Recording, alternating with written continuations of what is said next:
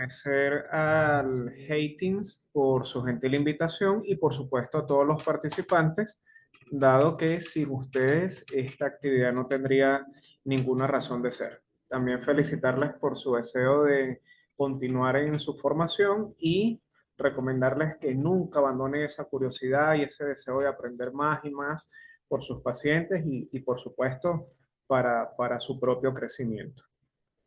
Pues bien, tal y como se les había anunciado, esta conferencia va a tratar sobre el manejo del paro cardiorrespiratorio en pediatría y concretamente nos centraremos en la reanimación cardiopulmonar. Ya la doctora Marisabel gentilmente me presentó, solo decirles que este tema de la reanimación cardiopulmonar, para quienes me conocen, saben que es un tema que me apasiona sobremanera, que es uno de mis ejes temáticos en cuanto a docencia de investigación, de tal manera que siéntanse en completa confianza de plantear todas sus dudas, que con el mayor cariño trataré de ayudarles a resolverlas, ¿ok? Pues bien, nuestros objetivos de aprendizaje para esta sesión son los siguientes. En primer lugar, vamos a identificar las características clínicas del paciente pediátrico con parada cardíaca.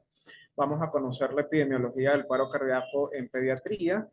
También vamos a comprender los fundamentos de la cadena de la vida y de la RCP de alta calidad para finalmente valorar la importancia de la terapia farmacológica que utilizamos en la reanimación, así como aspectos humanos que muchas veces pasan desapercibidos, pero que sin embargo se van a dar cuenta que tienen una tremenda importancia en todo esto de la reanimación. Tal y como se muestra en la imagen, yo siento que este tipo de reunión sirve para formar héroes, de tal manera que ustedes son héroes en formación y aunque no luzco tan mayor como el profesor que se muestra en la ilustración, sí me agrada muchísimo saber que el auditorio virtual está representado por personas de distintas disciplinas con un mismo fin, que es el de brindar cuidados al paciente. Sé que están conectados no solamente médicos generales, sino también estudiantes de medicina, enfermeros, enfermeras, paramédicos, y eso siempre hace tremendamente nutritivas las sesiones porque la reanimación cardiopulmonar es una actividad que necesariamente debe realizarse en equipo. Y si no se concibe de esa manera desde el principio, las cosas probablemente no marchen bien, no solo para nosotros como integrantes del equipo de atención, sino lo que es más importante, no van a marchar bien para el paciente, ¿ok? Pues bien, dicho esto, entonces vamos a comenzar con la definición más básica de paro cardíaco y esta no es más que la interrupción habitualmente súbita, aunque en pediatría esto de súbito no es tan cierto, pero potencialmente reversible de la circulación y de la respiración. Esto, por supuesto, va a tener una expresión clínica dada por ausencia de respuesta del paciente a estímulos externos por un fenómeno de hipoxia, de instauración súbita. Además, el paciente no va a tener pulso palpable y el paciente tampoco va a respirar. Y es por eso que la reanimación cardiopulmonar de alguna manera trata de dar soporte a esas funciones, a la función circulatoria a través de las compresiones torácicas, a la función respiratoria a través de la ventilación, pero ojo con un aspecto que es tremendamente importante, que en algunos momentos olvidamos, y es que el gasto cardíaco del paciente pediátrico es tremendamente dependiente de la frecuencia cardíaca. Si nosotros recordamos algo de la fisiología más elemental, sabemos que el gasto cardíaco es el resultado de multiplicar la frecuencia cardíaca por el volumen latido. El paciente pediátrico es un paciente con un volumen latido muy limitado, dado su pequeña anatomía, de tal manera que él echa mano de la frecuencia cardíaca para generar un buen flujo sanguíneo sistémico. La consecuencia de esto es que, por ejemplo, un paciente pediátrico en condición de normalidad puede tener 120 latidos por minuto, lo que para un adulto sería una taquicardia. Pero, ¿qué pasa con esto en torno a la reanimación cardiopulmonar? Que cuando un paciente pediátrico no responde a estímulos externos y no respira y tiene pulso, pero ese pulso es menor a 60 latidos por minuto, nosotros asumimos que ese paciente está en paro cardíaco por asumir que ese pulso es demasiado bajo para sostener todo el metabolismo aeróbico que es compatible con la vida del paciente. Entonces, siempre recordar que en el paciente pediátrico, menos de 60 latidos por minuto en un paciente que no respira y que no responde al llamado es equivalente también a parada cardíaca, ¿ok? Ahora, epidemiológicamente, ¿qué tan frecuente es la parada cardíaca? ¿Qué tipo de secuelas o digamos qué peso específico tiene para el sector salud? Vamos a hablar un poco de eso. El paro cardíaco en pediatría es un problema hiperagudo, dado que representa la máxima prioridad de atención en cualquier circunstancia. Quizás la única excepción son los escenarios de múltiples víctimas, en donde por un uso prioritario de los recursos, quizás se considere que un paciente en parada cardíaca no es la máxima prioridad de atención, pero en términos generales, en una sala de urgencia, en cuidados intensivos, hospitalización general, el paro cardíaco es la máxima prioridad de atención. Sin embargo, es un problema de baja incidencia, esto cuando lo comparamos con la incidencia que tiene la parada cardíaca en la población adulta. No obstante, sus consecuencias tienen un gran impacto epidemiológico, no solamente en términos de mortalidad, que como vamos a ver es bastante importante, sino porque además muchos de los pacientes que sobreviven a una parada cardíaca van a presentar secuelas neurológicas que van a implicar una necesidad importante de atención sanitaria, costos elevados, etcétera. De allí que este sea un problema muy pertinente para el abordaje en este tipo de actividades académicas. Específicamente en Estados Unidos se plantean la existencia de más de 20.000 paradas cardíacas pediátricas al año entre niños y lactantes. Esto solo en Estados Unidos. Europa tiene cifras similares y aproximadamente 15.000 de esas paradas cardíacas ocurren en entornos intrahospitalarios. Y aquí hay una gran diferencia cuando revisamos las cifras de los adultos. En el caso del paciente adulto con parada cardíaca, lo más frecuente es que esta parada ocurra fuera del hospital. No obstante, en el caso del paciente pediátrico, lo más frecuente es que ocurra dentro del hospital. Y una vez ocurre esta parada cardíaca dentro del hospital, es cierto que alrededor del 80-90% de los pacientes logran retorno a circulación espontánea. Esto es que con maniobras de reanimación cardiopulmonar el paciente recupera el pulso de manera sostenida por más de 20 minutos, pero lamentablemente de esos pacientes solamente termina sobreviviendo a la alta hospitalaria alrededor de un 41%. Esto, por supuesto, puede variar acorde al hospital o a la región geográfica que estudiemos, pero en general se sabe que más de la mitad de los pacientes que logran recuperar pulso dentro de un hospital, lamentablemente van a fallecer durante su estadía hospitalaria. Si nosotros tratamos voy a colocar un momento el apuntador para explicar esto mejor. Me disculpan un segundo. Señalador.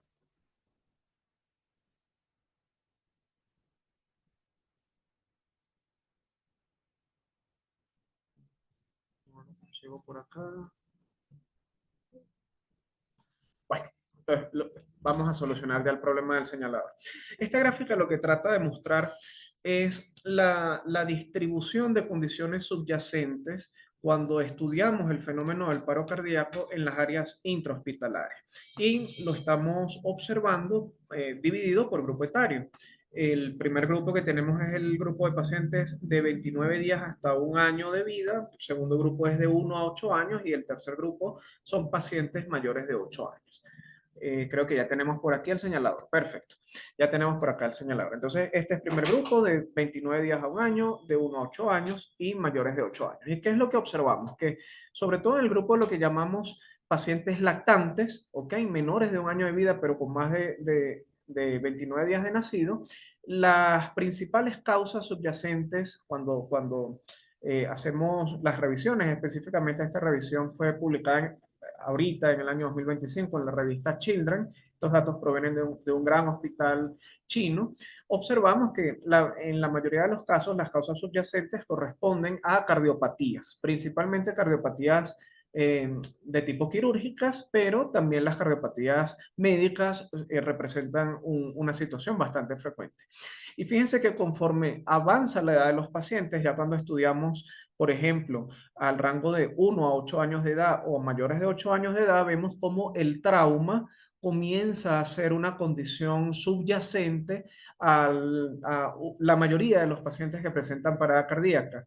Por supuesto, sabemos que todas estas condiciones tienen como factores comunes la probabilidad de hipoxia, hipovolemia, acidosis metabólica, acidosis respiratoria, y todo eso, por supuesto, termina confluyendo para el resultado final de la parada cardíaca con los desenlaces que acabamos de comentar. Ahora, el paro cardíaco no solamente se presenta dentro del hospital, sino que, tal y como ven en la imagen, a los paramédicos de manera frecuente les toca hacer reanimación cardiopulmonar en entornos extrahospitalarios. ¿Y qué tan frecuente es? Pues alrededor de 7.000 paradas cardíacas ocurren fuera del hospital anualmente en Estados Unidos, solamente en pacientes pediátricos.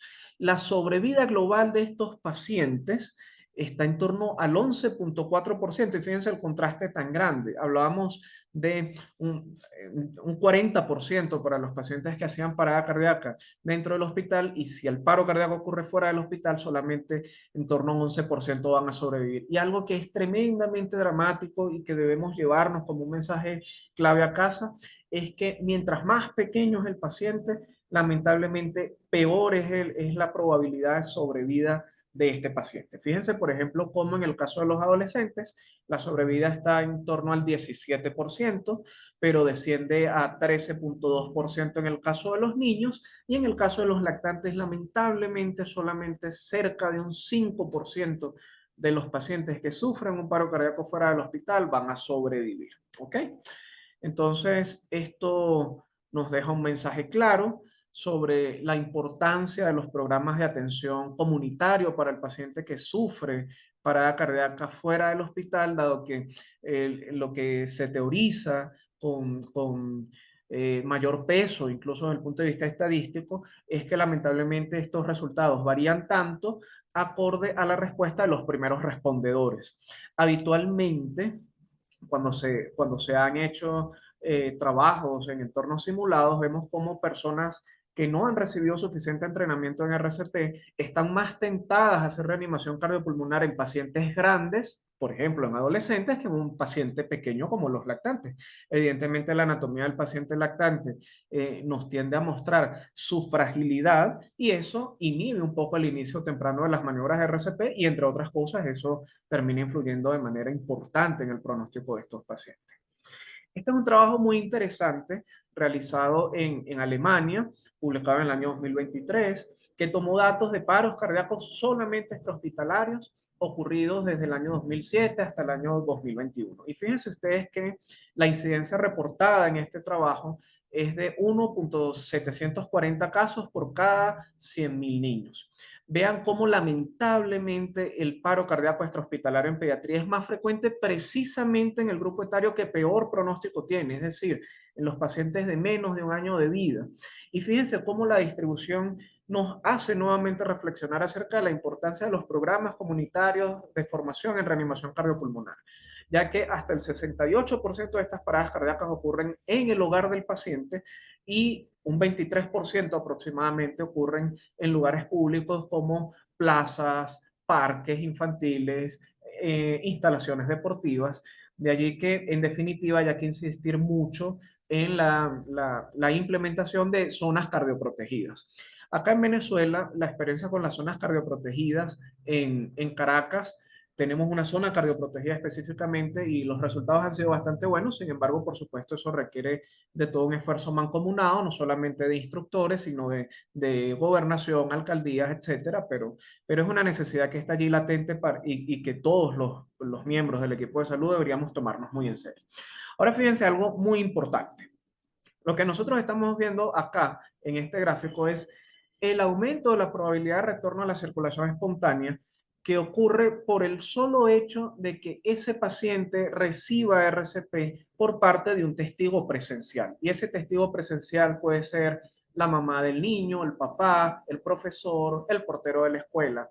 Fíjense cómo cuando la RCP es iniciada por un testigo presencial aumenta hasta 2,28 veces la probabilidad de retorno a circulación espontánea en cualquier momento y hasta 2,78 veces la probabilidad de que ese paciente ingrese al hospital todavía con pulso.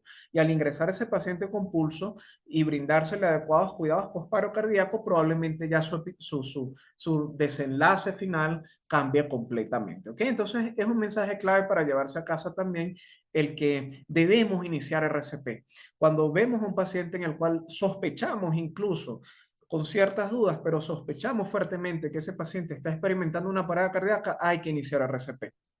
Acá en Venezuela hace mucho tiempo se publicitó una empresa de seguros a través de una propaganda que decía, es mejor tener un seguro y no necesitarlo que necesitarlo y no tenerlo. Y esta frase me gusta utilizarla mucho en las clases de RCP en cuanto a que es mejor dar RCP a un paciente que no lo necesitaba, porque en el mejor de los casos ese paciente lo que va a hacer es abrir los ojos, mostrarle signos de que no está en paro cardíaco, sino que está vivo.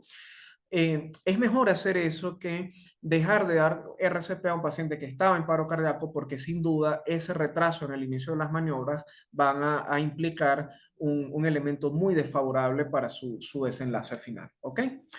Pues bien, entonces eso es un poco de la epidemiología sobre este problema de salud.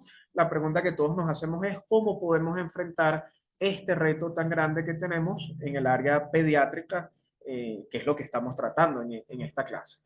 Y las estrategias han venido fortaleciéndose desde hace muchos años, tal y como se muestra en la ilustración, no solamente con aportes hechos desde el personal médico, sino también desde el personal de enfermería, personal de bomberos, atención prehospitalaria, en definitiva todo lo que ha ido dando forma a lo que hoy en día se conoce como las cadenas de la vida. Las cadenas de la vida fueron introducidas en la década del 90 y lo que tratan de simbolizar o de representar es el hecho de que desde el momento en el cual un paciente se encuentra en riesgo de paro cardíaco, pasando por el momento en el cual finalmente sufre este evento tan desfavorable, hasta que se recupera y retoma su vida con la menor cantidad de secuelas posibles, existen una serie de elementos que están interrelacionados y están interrelacionados de una manera tal que si uno de esos eslabones de la cadena se rompe, ese paciente probablemente no va a tener un feliz término. Actualmente se aceptan dos cadenas para el área pediátrica, una cadena para el área extrahospitalaria y una cadena para el área intrahospitalaria. La cadena de la vida extrahospitalaria comienza con la prevención del paro cardíaco y fíjense que no en vano hay un niño acá sentado, una representación de un niño sentado con un cinturón de seguridad y es que les decía precisamente que en pacientes mayores de 1 año de edad el trauma es una causa frecuente de paro cardíaco extrahospitalario. Entonces, cuidado con los accidentes en moto, en carros. En países, sobre todo europeos, hay una alta incidencia de accidentes por inmersión, ahogamientos por inmersión en cuerpos de agua y vamos a hacer algunas acotaciones específicas para esos casos, pero en definitiva lo que podemos hacer fuera del hospital es mantener a los niños en un entorno seguro para que no sufran accidentes que impliquen la posibilidad de una parada cardíaca. Pero si en definitiva ya estamos frente a un paciente con signos de paro cardíaco, entonces tenemos que activar la respuesta de emergencia, tenemos que solicitar un desfibrilador, una unidad de soporte vital, porque este paciente va a ameritar recursos para poder recuperarse. Vamos a inmediatamente iniciar RCP de alta calidad y fíjense que de una manera muy elocuente la cadena esto lo destaca con unas manos entrelazadas, significando entonces que la RCP va a iniciar siempre, en la gran mayoría de los casos, con compresiones torácicas, muy pocas excepciones a esto. Cuando la atención avanzada llegue, ese paciente recibirá soporte vital avanzado. Si recupera pulso, este paciente debe ser atendido en una unidad de cuidados intensivos para un adecuado manejo post-parada cardíaca. Y recientemente, en el año 2020, se agrega un último eslabón a esta cadena, un eslabón compartido para el área extrahospitalaria y para el área intrahospitalaria, que consiste en el seguimiento y recuperación de estos pacientes. Más allá de las evidentes secuelas de tipo físicas que el paciente puede experimentar después de una parada cardíaca, en los casos más severos, estados vegetativos persistentes, sabemos también que la familia y el propio paciente, sobre todo cuando el paciente tiene una edad que le permite hacerse consciente de lo que él ha pasado, implica una serie de secuelas más de tipo psicológicas que deben abordarse para evitar trastornos como síndrome de estrés postraumáticos y otras cosas, ¿ok?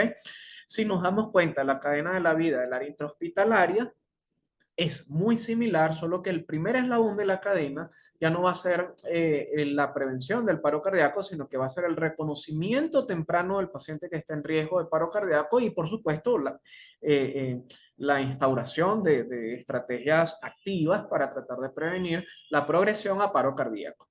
Y aunque no existen todavía herramientas 100% validadas para este fin, es cierto que una de las más estudiadas, de las más utilizadas, es precisamente la que mostró la doctora Lucía en la clase previa a esta conferencia, el Pediatric Early Warning Score. Es uno de los más estudiados por su fácil aplicación, ha demostrado predecir con bastante sensibilidad la posibilidad de parada cardíaca, no tanta especificidad. Eso hace que entonces muchos pacientes sean atendidos sin que realmente tengan un riesgo de paro cardíaco, pero digamos es una línea de investigación abierta de la cual esperamos resultados prometedores en los próximos años. Y fíjense cómo acá el eslabón de reanimación cardiopulmonar avanzada ya por supuesto no tiene una ambulancia, este es un paciente que debe ser atendido en la escena donde ocurre la parada cardíaca y se nos recuerda la importancia de la desfibrilación, ¿ok? Que aunque en el paciente pediátrico el ritmo desfibrilable no es tan frecuente como en el paciente adulto, eso no lo podemos determinar, entre otras cosas, sin el uso de un desfibrilador, de tal manera que vamos a necesitar sin lugar a dudas este equipo para procurar una reanimación exitosa. ¿Ok? Pues bien, entonces, digamos, volvemos operativo un protocolo de valoración del paciente en parada cardíaca? Entonces, lo primero es siempre asegurar para todos los miembros del equipo de salud una escena segura. Si la escena no es segura, y esto puede ser frecuente en áreas prehospitalarias, un paciente que está en una zona de derrumbe, un incendio, etcétera, el paciente debe ser primero trasladado a una zona segura y allí sí podrá valorársele con tranquilidad. En el área intrahospitalaria, habitualmente las escenas son seguras para el personal de salud. Y lo primero que nosotros vamos a hacer es valorar la capacidad de respuesta al llamado del paciente. Esto lo vamos a hacer estimulando la cara anterior de los hombros en los pacientes mayores de 1 año, que son los pacientes que para la mayoría de las guías de reanimación son llamados niños, y para los pacientes menores de 1 año, que son los que en la mayoría de las guías son denominados lactantes, lo vamos a hacer estimulando con vigorosidad la planta de los pies. Ante esta valoración, nosotros vamos a tener dos escenarios posibles.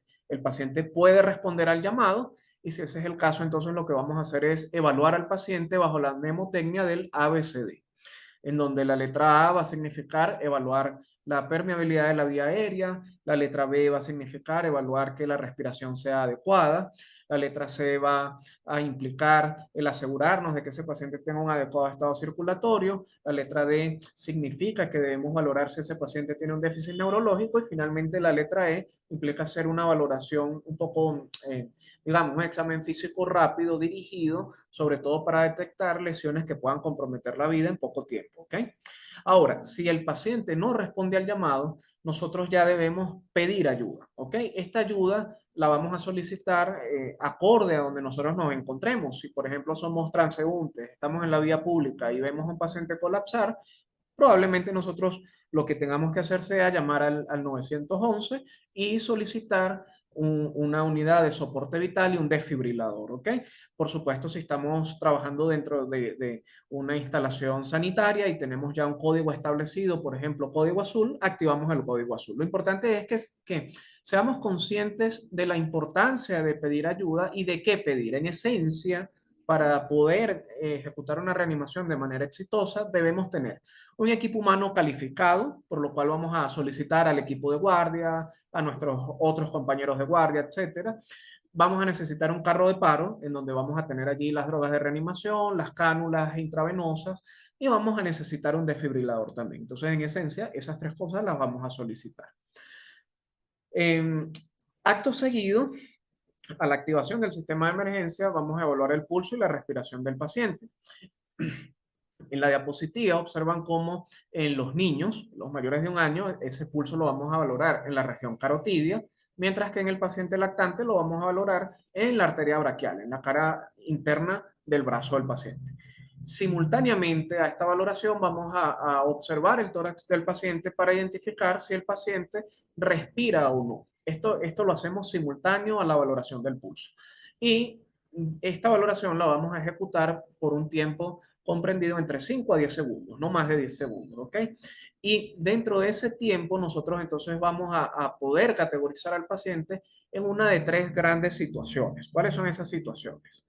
Las situaciones son, al estilo de un semáforo, lo verde será lo más favorable.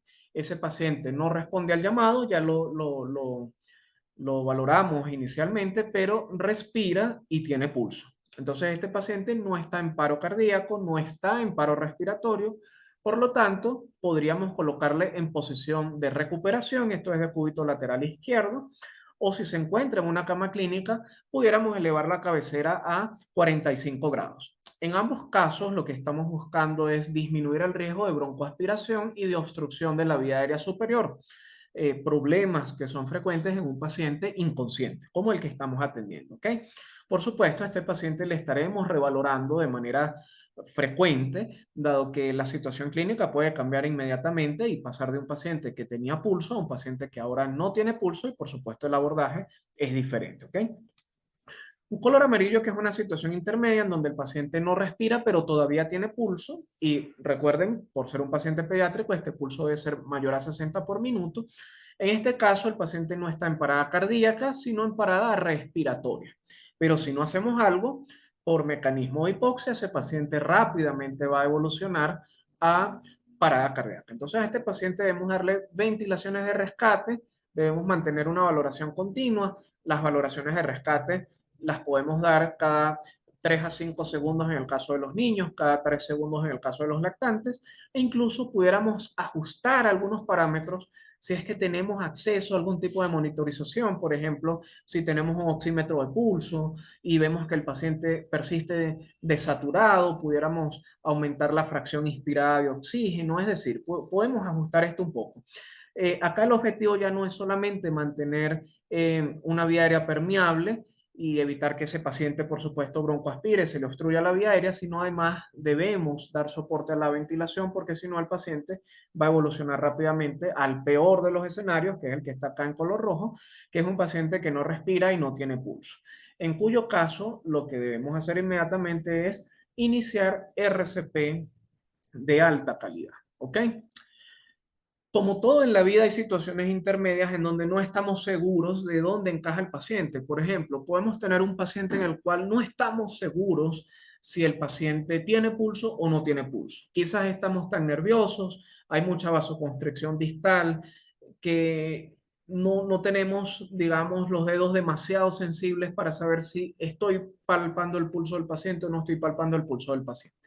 Entonces, recuerden, ante la duda es mejor iniciar RCP. Son pocos los efectos significativamente negativos que le podemos causar a una persona por hacer RCP sin estar en parada cardíaca, de tal manera que ante la duda inicie RCP. También están descritas las respiraciones agónicas o respiraciones agonales, que pueden presentarse en los primeros segundos de instaurada una parada cardíaca. Estos son impulsos inspiratorios insuficientes, irregulares, que no deben confundirse con ventilaciones efectivas, ¿ok? Si lo que usted está observando es una respiración agónica, asuma que ese paciente no está respirando y si además no tiene pulso o no está seguro de si tiene pulso, entonces inicie RCP, ¿ok? Inicie RCP. Ahora, esa RCP no basta con darla sin más, sino que debemos procurarnos o debemos preocuparnos porque sea una RCP de alta calidad. Y sobre eso vamos a dedicar algunos minutos. ¿Qué significa dar RCP de alta calidad? Tal y como lo muestra la instructora de esta imagen, lo importante es perfundir. Cuando estamos hablando de RCP de alta calidad, estamos hablando de una RCP orientada al flujo, orientada a generar flujo sanguíneo. Y sin ahondar demasiado en fórmulas hemodinámicas, sabemos que el flujo siempre va a ser directamente proporcional a un gradiente de presión e inversamente proporcional a una resistencia. Es decir, que nosotros lo que vamos a tratar de hacer es generar un gradiente de presión que posibilite un flujo anterógrado que sea capaz de nutrir a los tejidos y, por tanto, evitar la acidosis tisular y la inevitable muerte si el problema no se corrige, ¿ok? ¿Cómo hacemos nosotros para generar ese gradiente de presión? A través de compresiones torácicas. Es la manera más sencilla de hacerlo, ¿ok? De tal manera que una vez que la parada circulatoria se instaura, la capacidad que vamos a tener para generar flujos sanguíneos por encima de unos umbrales críticos va a depender básicamente del inicio de las compresiones torácicas y de la calidad de esas compresiones torácicas. Cuando revisamos algo de literatura más de tipo investigativa, siempre nos hacen mención a dos presiones de perfusión que son esenciales. Una es presión de perfusión coronaria, ¿ok? Esto no es más que la presión con la que está llegando la sangre a las arterias coronarias, y esta presión de perfusión nos va a permitir que el paciente recupere pulso. Pero ojo, no solamente necesitamos que ese paciente tenga un corazón que lata, sino que además necesitamos que tenga un cerebro que funcione, para lo cual es muy importante la presión de perfusión cerebral. Pues esta presión de perfusión cerebral es la que nos va a permitir limitar el daño neurológico de los pacientes, ¿ok? Ahora, de manera práctica, frente al paciente, ¿cómo hacemos RCP de alta calidad o qué implica hacer RCP de alta calidad? Ya dijimos, es dar una RCP orientada al flujo, pero lo que vamos a hacer es entonces hacer compresiones torácicas lo más rápido, o mejor dicho, iniciarlas lo más rápido que podamos. Esas compresiones deben ser fuertes, deben ser rápidas. Después de cada compresión debemos permitir que el tórax se respanda y debemos minimizar las interrupciones en las compresiones torácicas a un máximo de 10 segundos, ¿ok?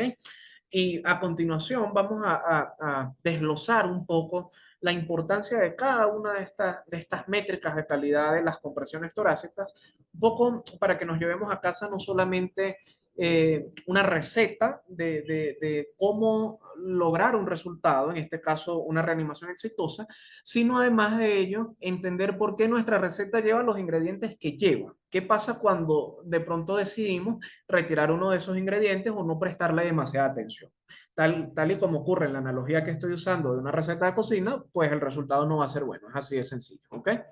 Entonces, en cuanto a la importancia de comprimir fuerte, esta gráfica proviene del registro de presión arterial invasiva tomado de pacientes de cirugía cardiovascular y se compara la presión arterial sistólica alcanzada en dos profundidades distintas de compresión torácica. Unas compresiones torácicas realizadas a la mitad del diámetro anteroposterior del tórax, ¿ok? Y otra realizada a un tercio del diámetro anteroposterior del tórax. En este gráfico, a grandes rasgos, lo que tenemos es una línea de base que representa la presión arterial diastólica y un pico que representa la presión arterial sistólica. Notamos con suficiente claridad que a mayor profundidad de la compresión torácica, mayor será la presión arterial sistólica, ¿ok? Entonces, esto por supuesto nos dice que es importante comprimir fuerte. Ahora, no estoy diciendo que haya que comprimir a la mitad del diámetro anteroposterior. Ya vamos a hablar sobre eso. Pero ya digamos en trabajos un poco más, esta gráfica proviene de datos de laboratorio, de animales, no de seres humanos. Sí se ha observado que, por supuesto, a mayor profundidad de las compresiones torácicas, mayor el gasto cardíaco que somos capaces de generar con la compresión torácica. Sin embargo, ¿por qué entonces la recomendación no es comprima lo más fuerte que usted pueda? Bueno, porque evidentemente el corazón está rodeado por una estructura ósea y cartilaginosa que si la sometemos a demasiado estrés mecánico se va a fracturar y se va a romper, ¿ok? Entonces hay que comprimir fuerte. Sin embargo, la profundidad de la compresión torácica debe ser la suficiente para generar buen flujo sanguíneo, pero también la suficiente para no generar daño. Es difícil medir la profundidad de las compresiones torácicas en tiempo real durante una reanimación cardiopulmonar. Sin embargo, existen dispositivos de retroalimentación en tiempo real que podemos utilizar, como este que aparece en la ilustración. No es más que una pequeña placa electrónica que se coloca sobre el esternón del paciente y que al comprimirla nos da algunas métricas. Por ejemplo, la profundidad de la compresión, la velocidad de la compresión, qué tanto se está expandiendo el tórax y en función de esas variables, nosotros podemos ajustar entonces si comprimir un poco más fuerte, comprimir un poco más rápido, ¿ok? Actualmente la mayoría de los desfibriladores modernos, cuando se utiliza con parches de desfibrilación, traen la posibilidad de monitorear estas características de las compresiones torácicas. Pero si no tenemos ninguno de estos dispositivos, existen algunos valores que podemos utilizar bajo ciertas circunstancias que nos pueden ayudar a entender qué tan efectivas están siendo las compresiones torácicas. Pero sobre esto vamos a hablar un poco más adelante, ¿ok? Ahora, cuando nosotros hacemos compresiones torácicas, debemos hacer una analogía con lo que ocurre en el ciclo cardíaco y sobre eso trata esta gráfica. Nosotros aquí en el eje de las X estamos observando el tiempo durante el cual estamos realizando compresiones y descompresiones. En el eje de las Y estamos observando presiones medidas en milímetros de mercurio. Y observamos líneas de distintos colores. Una línea roja, la línea roja significa presión de ventrículo izquierdo, una línea naranja que es presión de aurícula derecha, una línea punteada en azulito que es la presión en venas extratorácicas y una línea negra que representa la presión en la aorta. Como es intuitivo pensar, cuando nosotros realizamos una compresión torácica, todas estas presiones aumentan, ¿ok? Sin embargo, la presión que se transmite hacia las venas extratorácicas no es tan grande como la presión que se está transmitiendo a las cavidades cardíacas y a la aorta como gran vaso de capacitancia, o de resistencia, mejor dicho. Ahora, la diferencia que existe entre la presión alcanzada en la aorta y la presión que mantienen las venas extratorácicas es lo que nos va a permitir a nosotros generar un flujo sanguíneo anterogrado y en consecuencia generar perfusión orgánica. Ahora, cuando nosotros descomprimimos el tórax del paciente, noten que la mayoría de las presiones caen, venas extratorácicas caen, aurículas caen, ventrículos caen, pero aunque desciende la presión en la aorta, la misma no desciende a los valores observados en el resto de las estructuras y esto es básicamente explicable por el tono vascular. Y de hecho esto es algo que nosotros tratamos de modular farmacológicamente con la administración de adrenalina en algún punto de la reanimación. ¿Qué es importante entender acá? Que la diferencia entre la presión de la aorta con la presión de la aurícula derecha, que es un subrogado de la presión telediastólica del ventrículo izquierdo, es lo que nos permite a nosotros dar perfusión miocárdica. Entonces, a manera de resumen, nosotros pudiéramos decir que cuando hacemos compresión torácica, nosotros estamos generando perfusión orgánica, pero cuando nosotros hacemos descompresión del tórax, nosotros estamos permitiendo perfusión miocárdica. Y recuerden que hace algunas diapositivas les dije que la presión de perfusión coronaria es uno de los principales determinantes para el retorno a la circulación espontánea. De tal manera que es tan importante hacer una compresión profunda como hacer una descompresión completa, porque si no descomprimimos completamente el tórax del paciente, la perfusión coronaria va a ser muy precaria, ¿ok? La RCP entonces inicia siempre con compresiones torácicas. Vamos a hablar ya de métricas un poco más específicas. Fíjense, la técnica de compresión para los niños se puede realizar con dos manos, tal y como lo ven acá, con el paciente acostado boca arriba. Y también podemos realizar una técnica de una mano, en la cual la mano que queda libre en algunas guías se describe que se puede colocar sobre la frente del paciente para tratar de mantener la vía aérea del paciente. Sin embargo, esta última función no está del todo clara en cuanto a su efectividad. Y en el caso de los niños, entonces nuestras métricas serían deprimir el tórax 5 centímetros en cada compresión a una velocidad de 100 a 120 compresiones por minuto. Y en el caso de los lactantes, tenemos técnicas diferentes, por supuesto, para la realización de las compresiones torácicas, técnica de dedo índice y medio. En la mitad inferior del esternón, allí van colocadas las manos también para los niños. En el caso de los lactantes, dedo índice y medio, mitad inferior del esternón, paciente acostado boca arriba, y vamos a hacer las compresiones torácicas. Y hay otra técnica para la realización de las compresiones torácicas en este grupo etario que consiste en la utilización de los dos pulgares.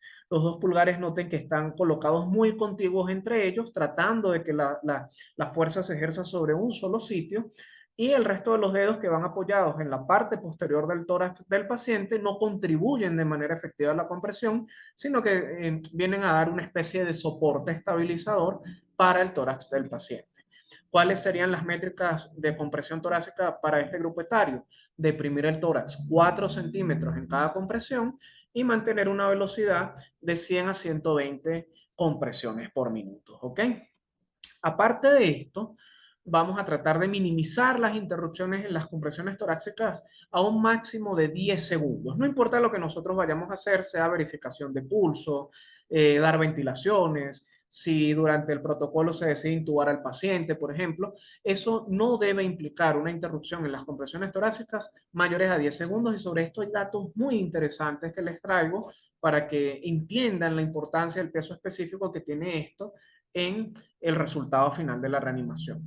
Hay que mantener una fracción de compresión torácica mayor o igual al 80%. Rápidamente, ¿qué es la fracción de compresión torácica? Es el porcentaje del tiempo de reanimación cardiopulmonar que transcurre con compresiones torácicas.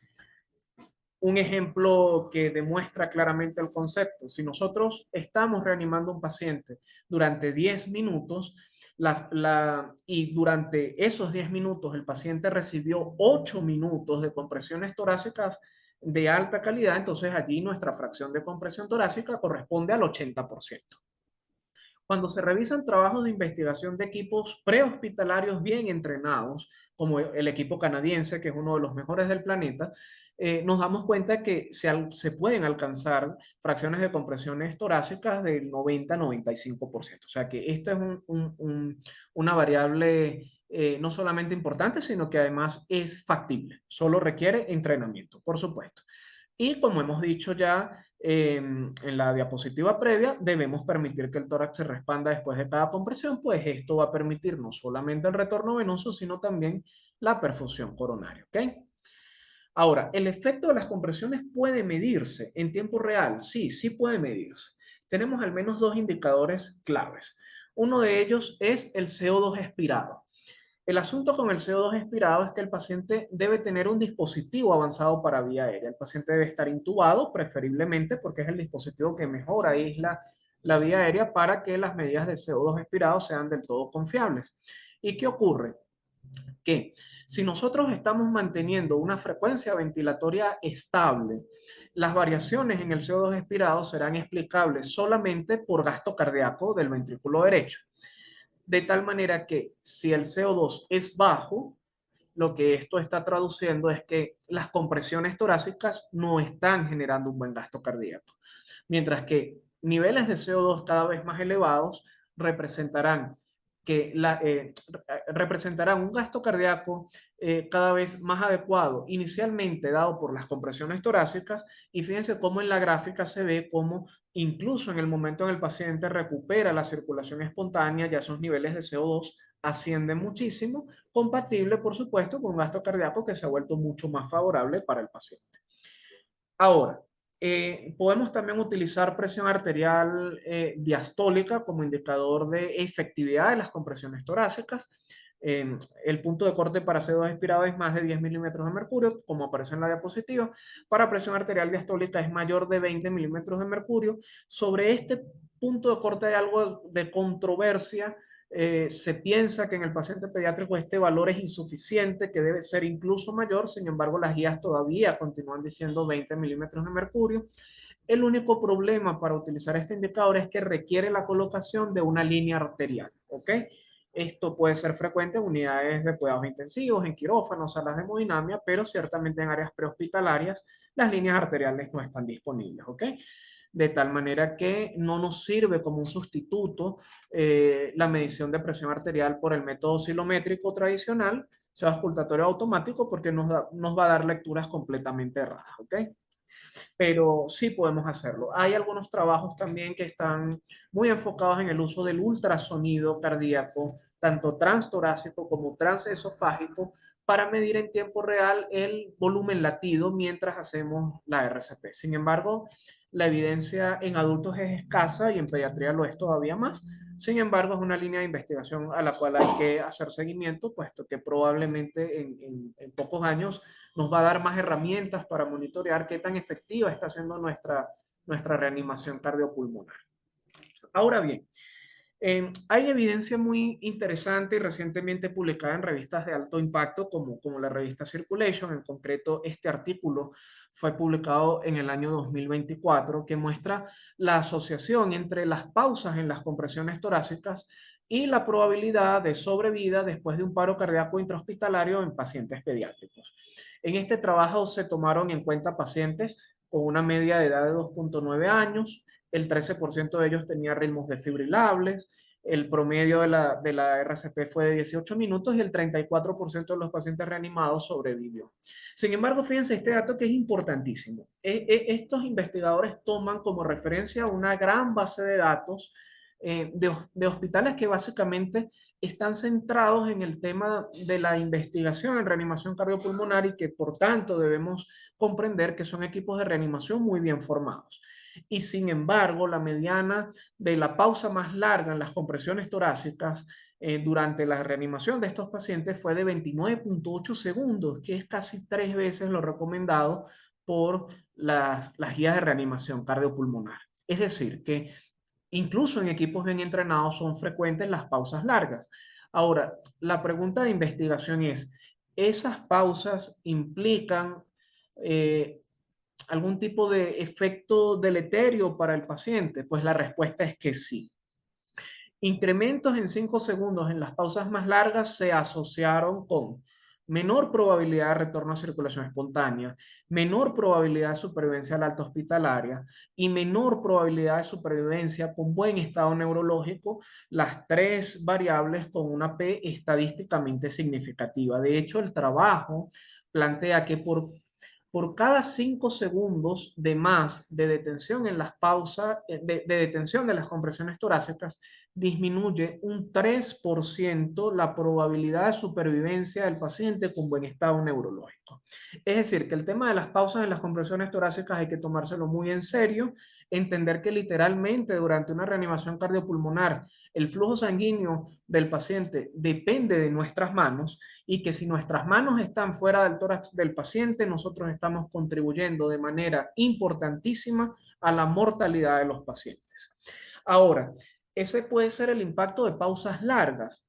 La pregunta a continuación sería, ¿y las pausas cortas? Por ejemplo, cualquier pausa mayor a 10 segundos. ¿Qué impacto tiene en la sobrevida de los pacientes? Pues bien, en este trabajo se observó que cualquier pausa mayor a 10 segundos disminuye la probabilidad de retorno a la circulación espontánea con una P estadísticamente significativa. Si bien el trabajo no logró demostrar para este indicador una disminución en las tasas de sobrevida al egreso y tasas de sobrevida con buen estado neurológico, probablemente una de las explicaciones sea que el trabajo no fue diseñado para esto y que por tanto no tuvo suficiente poder estadístico para demostrar esta asociación. Pero lógicamente, si el paciente tiene una disminución en su probabilidad de recuperar pulso, todo lo que venga después de eso va a ser menos probable también. ¿Ok? Pues bien, eso en torno a las compresiones torácicas. Ahora, estos pacientes necesitan ser ventilados también durante la reanimación cardiopulmonar.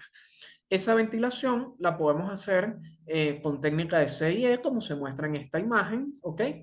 O la podemos hacer también cuando estamos solos, lo debemos hacer dando 2 ventilaciones cada 30 compresiones torácicas. Cuando ya estamos reanimando con un segundo reanimador, vamos a cambiar esa secuencia a 2 ventilaciones cada 15 compresiones y si el paciente tiene una vía aérea avanzada, se le coloca un tubo endotraqueal, una máscara laringia, entonces las compresiones torácicas van a ser continuas y vamos a dar una ventilación cada 2 a 3 segundos, ¿ok? Esto implica una frecuencia ventilatoria en torno a las 20 a 30 ventilaciones por minuto. Y en estos casos no es necesario detener las compresiones torácicas para dar las ventilaciones, cuando el paciente tiene una vía aérea avanzada. Mientras que cuando el paciente no tiene una vía aérea avanzada, tenemos que detener las compresiones torácicas para hacer las 2 ventilaciones respectivas. Ahora, Surge la pregunta, ¿es efectiva en pediatría una reanimación cardiopulmonar basada solo en compresiones torácicas? Pues bien, la respuesta de la evidencia científica es que no es tan efectivo, ¿ok? Este es un trabajo publicado también en una revista de alto impacto en el año 2021, en donde observamos la probabilidad de sobrevida con buen estado neurológico en tres grupos etarios. Pacientes menores de un año, pacientes con edades entre 1 a 11 años y pacientes mayores de 12 años y vemos tres barras. La barra de color azul más claro, creo que es azul celeste, representa pacientes que no recibieron resucitación cardiopulmonar por un testigo presencial, la recibieron posteriormente. La barra color naranja, pacientes que recibieron RCP solo con compresiones torácicas, y la barra color morado, pacientes que recibieron resucitación cardiopulmonar con compresiones torácicas y ventilaciones también. Y noten que en todos los grupos etarios la probabilidad de sobrevida con buen estado neurológico es mayor, y esto con una diferencia estadísticamente significativa en los casos en los que el paciente recibió compresiones torácicas, pero también ventilaciones, ¿ok?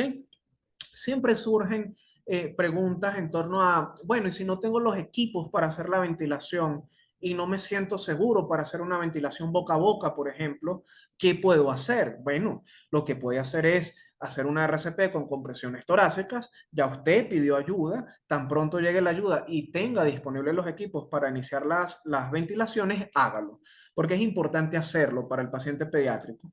Recuerde que sobre todo por la epidemiología, estos pacientes suelen tener hipoxia subyacente. Además, ellos tienen una anatomía torácica que les hace mantener una menor capacidad de reserva funcional respiratoria, lo cual los predispone a la hipoxia. Entonces, estos pacientes necesitan compresiones torácicas iniciadas de manera prioritaria, pero también necesitan ventilaciones de rescate, ¿ok? Y las vamos a iniciar tan pronto sea posible. Vamos a mantener este círculo de compresiones y ventilaciones, sea en la secuencia 32, 15-2 o compresiones continuas y una ventilación cada 2 a 3 segundos, hasta que finalmente llegue el desfibrilador a la escena. Cuando el desfibrilador llegue a la escena, nuestra prioridad es identificar si el paciente tiene un ritmo desfibrilable o tiene un ritmo no desfibrilable. Repasamos esto de una manera muy sucinta. Los ritmos desfibrilables serán la fibrilación ventricular y la taquicardia ventricular sin pulso. Lo que van a ver a continuación en la animación es un modelo de fibrilación ventricular. Noten que es un ritmo de alta frecuencia, caotizado completamente, en donde el paciente por una parte tiene un altísimo consumo de adenosín trifosfato miocárdico, pero por otra parte tiene un pésimo estado hemodinámico. Realmente es un paciente que no tiene pulso, no tiene flujo anterógrado, de tal manera que está muy mal. Este es el modelo de taquicardia ventricular monomórfica. Fíjense que se parece un poco al anterior. Son activaciones de alta frecuencia, solo que un poco más organizadas. Este paciente no tiene pulso, ¿ok? Y en ambos casos, fibrilación ventricular o taquicardia ventricular sin pulso, el paciente se beneficia de una desfibrilación. Las otras dos posibilidades son la asistolia, ¿ok? En donde el paciente tiene una línea isoeléctrica en el monitor. En estos casos siempre es importante verificar que el equipo esté funcionando bien. Hay equipos que comunican a través de mensajes en la pantalla cuando se ha desconectado un electrodo o cuando las palas no están funcionando, pero hay otros que no lo hacen. Entonces, ojo que el paciente puede no tener una sistolia, sino esto puede ser una falla de equipo. Y lo otro es que esto pudiera ser también una fibrilación ventricular muy finita, y en esos casos hay que aumentar la ganancia del equipo, aumentar el tamaño de las ondas, hacer un efecto zoom sin más, para ver si realmente el paciente tiene una asistolia o está en una fibrilación ventricular fina. Y lo otro es una actividad eléctrica organizada, distinta de taquicardia ventricular, en donde el paciente no tiene pulso. Fíjese que esto incluso puede pasar desapercibido como un ritmo de perfusión. Sin embargo, es un paciente que no tiene pulso, está en parada cardíaca. A esto lo denominamos actividad eléctrica sin pulso, y la RCP, por supuesto, debe continuar, ¿ok? Entonces vamos a ver ahora lo que corresponde a la RCP avanzada, lo que implica dar descargas eléctricas con desfibriladores manuales y lo que implica también la terapia farmacológica para estos pacientes. Entonces, vamos a centrarnos primero en el estudio de los pacientes con ritmos desfibrilables, fibrilación ventricular, taquicardia ventricular sin pulso. Tan pronto identificamos estas arritmias, reanudamos las compresiones torácicas mientras nos preparamos para dar una descarga eléctrica. La descarga eléctrica la vamos a realizar con un desfibrilador manual a 2 joules por kilo y en estos casos no nos va a importar para nada si el equipo es bifásico o monofásico. Y es muy importante la colocación de las palas, ¿ok? Si vamos a hacer desfibrilación con palas, la posición más cómoda para la colocación de las mismas es la anterolateral. Entonces, una pala en paraesternal derecho infraclavicular y otra región apexiana. Uno de los errores más frecuentemente cometidos es el que vemos acá en la ilustración, en donde la pala de la región apexiana la colocamos muy anterior y eso nos da un arco eléctrico incapaz de reclutar suficiente masa miocárdica para revertir la arritmia del paciente. Entonces, mucho cuidado con esta pala en Apex, que está más orientada hacia línea axilar media que hacia línea axilar anterior, ¿ok? Podemos hacer desfibrilación también con parches en esta colocación e incluso para pacientes pediátricos, cuando tenemos parches de desfibrilación, pero son parches de adultos, podemos variar la colocación antero-posterior. Una pala en cara anterior del tórax, uno en cara posterior y podemos hacer la desfibrilación sin ningún problema, ¿ok? Y la secuencia que vamos a utilizar para estas descargas es la que se muestra en esta gráfica. Nosotros vendremos haciendo compresiones torácicas, haremos una primera pausa en las compresiones torácicas para hacer la lectura de ritmo cardíaco. Noten cómo esto que viene a representar la perfusión, cuando nosotros paramos las compresiones torácicas, desciende. Una vez decidimos dar la descarga eléctrica, reanudamos compresiones torácicas para finalmente detenerlas justo en el momento en el cual vamos a dar las compresiones, la descarga eléctrica. Ojo, en el momento en el cual vamos a dar la descarga eléctrica, debemos anunciar a todos los miembros del equipo de reanimación que deben apartarse del paciente para evitar ellos recibir la descarga eléctrica. Damos el choque a 2 joules por kilo inicialmente y posterior a eso iniciamos compresiones torácicas inmediatamente, ¿ok? Aquí hay un efecto hemodinámico curioso. Fíjense cómo cuando nosotros reanudamos las compresiones torácicas, las presiones de perfusión no llegan al punto máximo de inmediato, sino que cuesta llegar al punto de mejor perfusión. De allí la importancia de no detener las compresiones torácicas con demasiada frecuencia para evitar mantener a los pacientes bajo este perfil hemodinámico. Una vez damos la descarga eléctrica, reanudamos RCP por 2 minutos. Durante esos 2 minutos no vamos a administrar fármacos, pero vamos a asegurarnos de que el paciente tenga un acceso intravascular o un acceso intraóseo.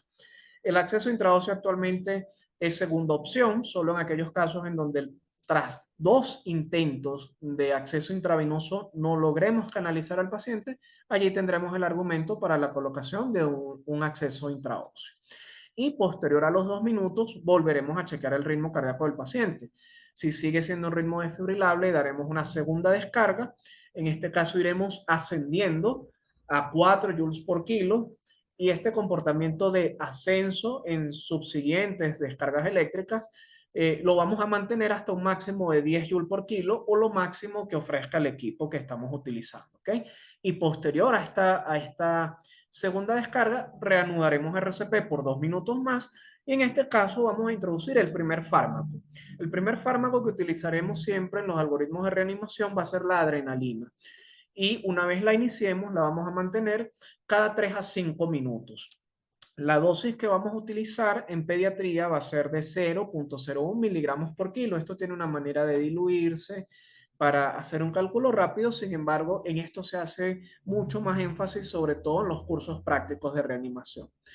Posterior a los 2 minutos de RCP, haremos una tercera lectura de ritmo y si el paciente persiste en un ritmo desfibrilable, daremos una tercera descarga eléctrica.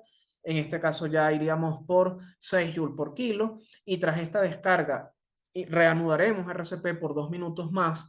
En este caso, el paciente entra en la categoría de paciente refractario a terapia eléctrica y eso justifica la administración de antiarrítmicos. ¿Cuáles podemos utilizar? Amiodarona o lidocaína.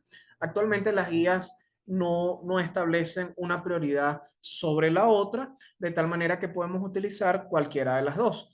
En el caso de amiodarona, la vamos a utilizar a una dosis de 5 miligramos por kilo y esta la vamos a repetir hasta un máximo de 3 dosis hasta 15 miligramos por kilo por día, con intervalo de 3 a 5 minutos entre dosis.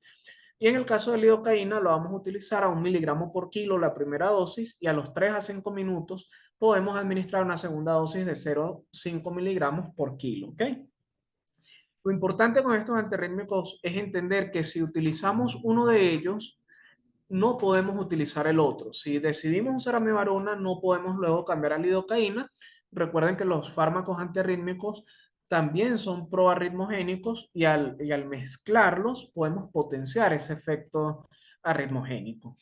Y, por supuesto, debemos pensar en por qué, a pesar de las maniobras de RCP, este paciente no recupera pulso. Y probablemente la razón tenga que ver con el hecho de que tiene una causa subyacente que no hemos identificado y no hemos corregido. Para eso, desde hace ya más de 20 años, se viene utilizando la mnemotecnia de las H's y las T, en donde las H's serán una serie de causas potencialmente reversibles de paro cardíaco, como hipovolemia, hipoxia, hidrogeniones elevados, que van a traducir acidosis, hiper o hipo calemia, magnesemia o calcemia, hipotermia, hipoglicemia y recientemente algunos autores recomiendan la consideración de HART arritmogénico. Estos son pacientes con arritmopatías primarias como síndrome de QT prolongado, síndrome de Brugada, que pudieran también tener eventos de muerte súbita. En el caso de las T, nos estamos refiriendo al neumotoras a tensión, al taponamiento cardíaco, a las toxinas, por ejemplo, intoxicación con fentanilo, un problema gravísimo en los Estados Unidos en la actualidad, trombosis pulmonar, trombosis coronarias, ¿ok? Por supuesto, la idea de poder identificar cada una de estas causas es que nosotros podamos establecer estrategias específicas para revertirlas. Por ejemplo, un paciente hipovolémico, entonces será reanimado con cristaloides o con hemoderivados como corresponda acorde a su cuadro clínico. Evidentemente, desarrollar la reversión de cada una de estas condiciones implicaría un curso completo de atención de paciente crítico. Por lo tanto, en esta clase solamente las vamos a mencionar, ¿ok? Y llegados a este punto, ¿qué otras estrategias podríamos considerar para los pacientes? Hay varias en investigación, sin embargo, ninguna aprobada para los niños. Así que realmente llegados a este punto no tenemos más que hacer, aparte de dar RCP de alta calidad, descargas eléctricas cuando correspondan y tratar de hacer todo lo posible por identificar y revertir la causa potencialmente reversible de paro cardíaco. En el caso de los ritmos no desfibrilables, el algoritmo es un poco más sencillo. No podemos dar descargas eléctricas, de tal manera que lo que hacemos es reanudar RCP inmediatamente, mantenerla por 2 minutos, y en este caso vamos a canalizar el acceso intravenoso o intraóseo inmediatamente y administrar adrenalina lo más pronto posible.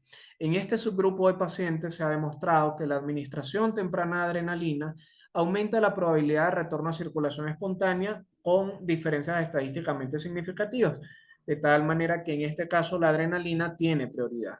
A los 2 minutos haremos una nueva valoración del ritmo de paro cardíaco.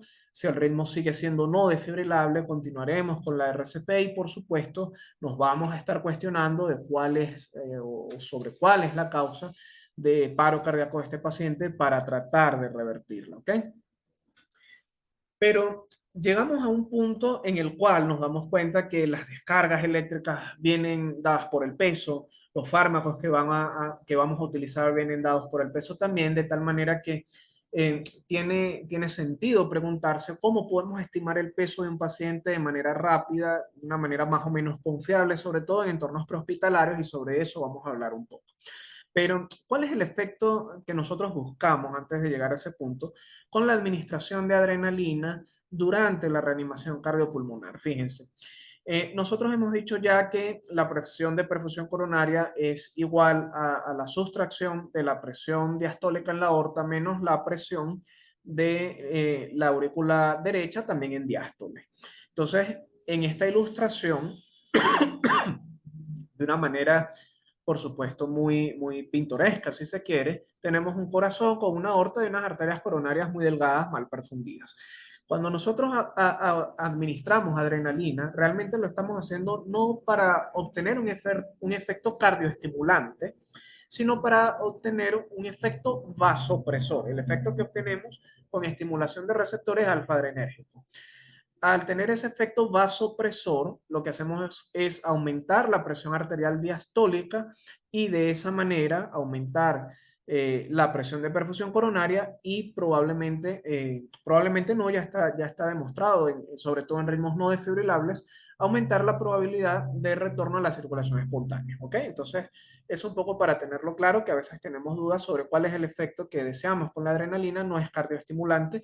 De hecho, el efecto cardioestimulante se piensa que puede ser deleterio. Ahora bien, ¿cómo estimar el peso de manera rápida en los pacientes? Tenemos al menos dos alternativas de las cuales vamos a conversar. Una de ellas es la utilización de la cinta de Broselow. Esta cinta fue introducida en la década de los 80. Tiene la utilidad de permitir estimar el peso del paciente a partir de la talla. Tal y como se muestra en la ilustración, lo que se hace es medir al paciente, tomar una talla, y esto nos permite entonces eh, estimar un peso probable, pero además clasificar a ese paciente en una estrategia de distintos colores, ¿ok?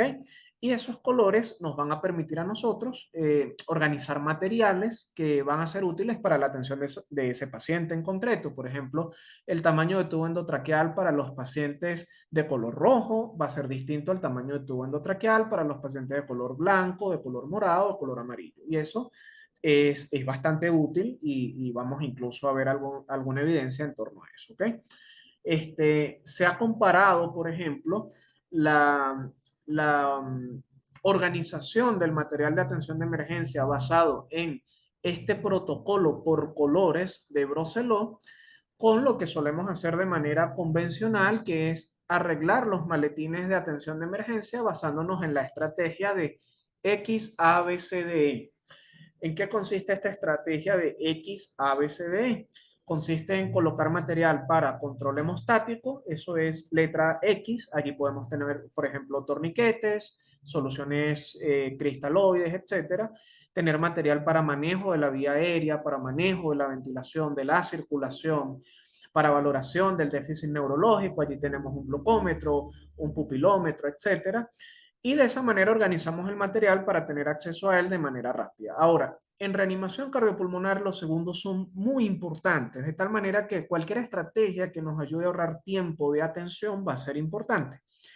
Este trabajo, que fue publicado en el mes de agosto en la revista europea de pediatría, año 2025, evalúa una muestra de miembros del equipo de salud, principalmente representada por paramédicos, pero también habían médicos, estudiantes de medicina, un total de 115 participantes en un entorno simulado para medir los tiempos de respuesta con la organización del material basándose en la estrategia de colores de Broselow versus la estrategia convencional del XABCD. Y lo que se observó es que, por ejemplo, el tiempo que tardaban estos reanimadores en encontrar un catéter intravenoso número 24 fue significativamente menor en el grupo de proveedores que utilizó la estrategia de Broselow versus la estrategia clásica de XABCD. E incluso el tiempo para la administración de los fármacos se redujo también de manera estadísticamente significativa con el uso de la estrategia por colores propuesta por Broselow.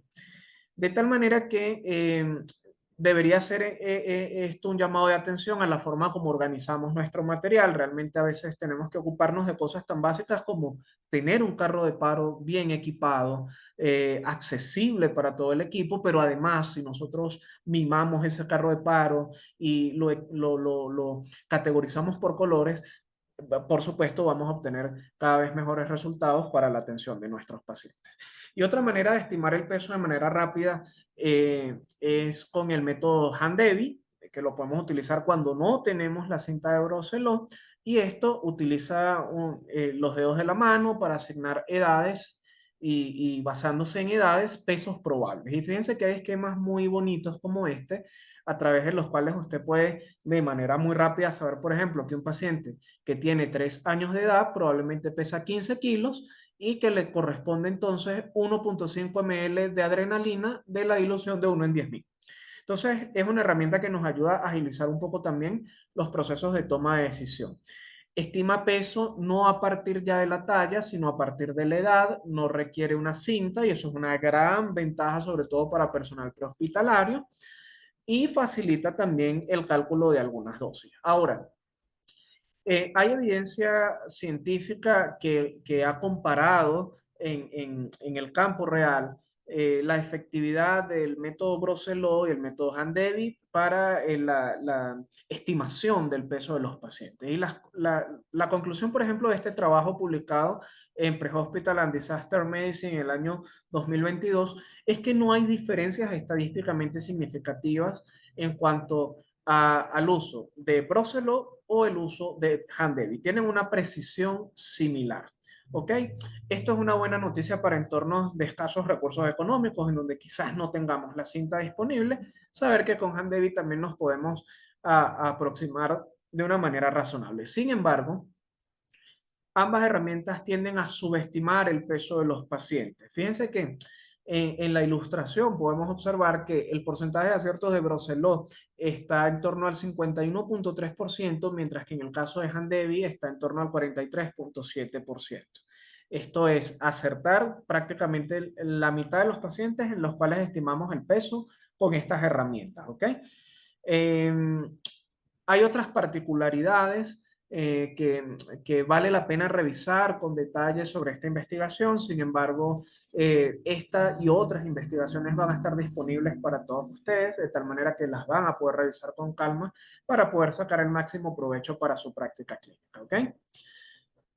No menos importante durante una reanimación cardiopulmonar es la dinámica de equipo. De hecho, la dinámica de equipo puede ser responsable, según algunos expertos, hasta del más del 50% del éxito de la reanimación cardiopulmonar. De tal manera que debemos procurar cumplir con una serie de premisas que nos posibiliten un trabajo exitoso frente al paciente. En primer lugar, debemos conocer los roles dentro de un equipo de reanimación. Vamos a tener una persona que comprime, una persona que da ventilaciones, una persona que desfibrila, una persona que va a estar encargada de la administración de fármacos, otro que va a estar encargado de registrar todo lo que ocurre durante la reanimación, así como llevar el tiempo, además de un líder de la reanimación. ¿Ok? Eh, Sobre todo las guías europeas recientemente están considerando la posibilidad de agregar a otro elemento dentro del equipo que es un supervisor de la dinámica de equipo de la reanimación. Esto tratando de que el líder se encargue básicamente de la identificación y resolución de la causa de paro cardíaco y este supervisor de la reanimación se encargue de garantizar que las compresiones, ventilaciones y el resto de las intervenciones se hagan de manera adecuada. ¿Qué es importante dentro de esta dinámica de equipo? Que cada uno conozca cuáles son sus responsabilidades, si es que existe alguna limitación para la ejecución de alguna intervención en concreto, comunicarla de manera asertiva, que como equipo podamos hacer intervenciones constructivas que nos ayuden a mejorar la calidad de nuestra reanimación, que los mensajes que demos sean muy claros, muy específicos, que el asa de comunicación sea cerrada. Esto es, cuando recibimos un mensaje, lo devolvemos para confirmar que lo hemos entendido correctamente, que si tenemos conocimiento por compartir, lo hagamos de manera asertiva, respetuosa, que seamos capaces de hacer un resumen y una reevaluación durante la reanimación y posterior a la reanimación, identificando puntos de potencial mejora para futuras atenciones y que en todo momento se conserve un clima de respeto mutuo. Esto es fundamental, dado que la reanimación cardiopulmonar transcurre en una situación de alto estrés emocional para todos los participantes. De tal manera que si a ese estrés emocional natural le sumamos expresiones de falta de respeto dentro de los miembros del equipo, la situación puede salirse de control y en definitiva quien pierde es el paciente. Entonces el respeto debe imperar en todo momento. Una pregunta que todos se van a hacer durante su práctica profesional es: ¿hasta cuándo vamos a hacer la RCP? Pues bien, fuera del retorno a la circulación espontánea, que es, digamos, el inicio del siguiente eslabón de la cadena, que sería el cuidado posparo cardíaco, no existe una pauta específica para detener la RCP. Y hago énfasis en que Características aisladas como duración de la RCP, como alguna condición previa en específico, no son suficiente criterio para detener una reanimación cardiopulmonar, de tal manera que la decisión debe tomarse en consenso entre el equipo tratante e incluso los familiares del paciente, considerando e integrando una serie de características como el tiempo de reanimación cardiopulmonar, el pronóstico del paciente, las posibilidades reales de revertir la causa de paro cardíaco, y entonces haciendo una valoración integral de la situación de ese paciente, poder llegar a una decisión sensata y razonable de detener la reanimación, pero ya no ajustados a criterios rígidos, eh, inflexibles y quizás reduccionistas, sino a una valoración amplia de la situación del paciente. ¿Ok? Pues bien, algunas conclusiones entonces o mensajes claves para para llevar a casa. El paro cardíaco en pediatría es una situación hiperaguda, les decía, requiere atención inmediata, pero además es una situación de alta mortalidad y esto debemos tenerlo en cuenta. La cadena de la vida representa un abordaje sistemático y además racional de este problema de salud, de tal manera que debemos conocerla y procurarnos movernos a través de ella con la fluidez y la experticia suficiente para poder beneficiar a los pacientes. La RCP de alta calidad implica la posibilidad de sostener la perfusión. Es eso básicamente lo que hacemos mientras se resuelve la causa de paro cardíaco. Y la RCP de alta calidad, y esto por favor recuérdenlo siempre, solo es posible bajo pautas de trabajo fundamentadas en el entrenamiento continuo de equipos altamente comprometidos con la atención de pacientes en situaciones críticas de salud. Para que nosotros realmente podamos tener éxito en situaciones tan catastróficas, tan complejas, tan estresantes como una parada cardíaca, debemos comprometernos con un entrenamiento continuo, con una formación teórico-práctica y con entender además que cada uno de los aportes de cada miembro del equipo es muy importante. Podemos hacer unas muy buenas compresiones torácicas, pero sin un adecuado uso del desfibrilador se nos cae la reanimación. Sin un buen líder se nos cae la reanimación. Sin una adecuada manipulación de la vía aérea se nos cae la reanimación. Entonces, esto es un trabajo de equipo, es un trabajo multidisciplinario, es un trabajo muy bonito. Les digo ya un poco para finalizar que la experiencia de ver pacientes en situaciones tan graves que luego egresan con buen estado neurológico, con familiares contentos, es quizás una de las experiencias más gratificantes que se puede vivir en la práctica asistencial. Así que es posible, es cuestión de entrenarse, comprometerse, seguir estudiando y sacar adelante a todos los pacientes que podamos. Pues bien, por su atención, muchísimas gracias.